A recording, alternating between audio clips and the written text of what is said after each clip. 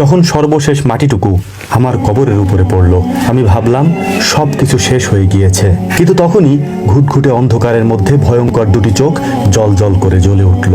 তখন আমি বুঝতে পারলাম আসল আযাব এখন শুরু হবে।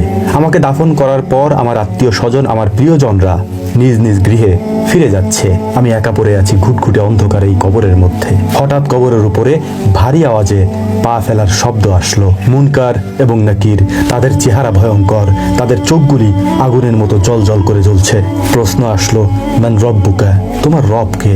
এই শব্দ যখন আমার কানে আসলো, আমার মুখ থেকে কোনো কথা বের হলো না। আমি তো দুনিয়াতে কখনো ভাবিনি এটা। আমি বলতে লাগলাম, হাই হাতালা আদরি, আমি তো জানি না আমার রব কে, আমি তো জানি না আমার ধর্ম কি, আমি তো জানি না আমার দিন কি। মানুষ আমাকে যেটা বলেছে আমি তো সেটাই শুনেছি, সেটাই মেনেছি। এরপর প্রশ্ন আসলো, মান নবিয়ুকা, তোমার নবীকে?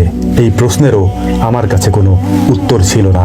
এরপর শুনশান নীরবতা। এরপর হঠাৎ করেই কবরের চারপাশের মাটিগুলি আমার দিকে ধেয়ে আসতে লাগলো। চারপাশ থেকে মাটিগুলি আমাকে চেপে ধরতে লাগলো। কবরের এক পাশ থেকে জাহান্নামের দরওয়াজা খুলে দেওয়া হলো। জাহান্নামের ভয়ঙ্কর আগুন চিৎকার করতে করতে আমার কবরের ভেতরে প্রবেশ করতে লাগলো। বিশাল বিশাল লোহার হাতুড়ি আমার উপরে আঘাত করতে লাগলো। আমি চিৎকার করতে লাগলাম, আমাকে ক্ষমা করে দাও। ততক্ষণে অনেক দেরি হয়ে গিয়েছে। আমি তো আমার দুনিয়ার জীবন গাফিলতিতে কাটিয়ে দিয়েছি, আল্লাহর আইন অমান্য করার মাধ্যমেই কাটিয়ে দিয়েছি। দুনিয়াতে থাকা অবস্থায় আমার কাছে মনে হতো এগুলি নিছকই কথার কথা।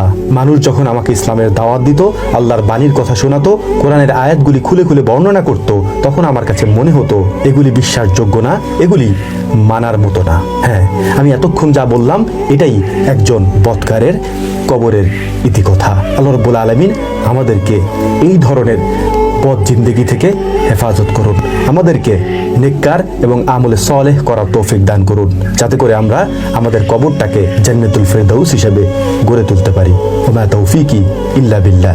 নাসরুম মিনাল্লাহি ফাতহুন কারীব ওয়া আখিরু দাওয়ানা আনিল হামদুলিল্লাহি রাব্বিল আলামিন। আসসালামু আলাইকুম ওয়া রাহমাতুল্লাহ।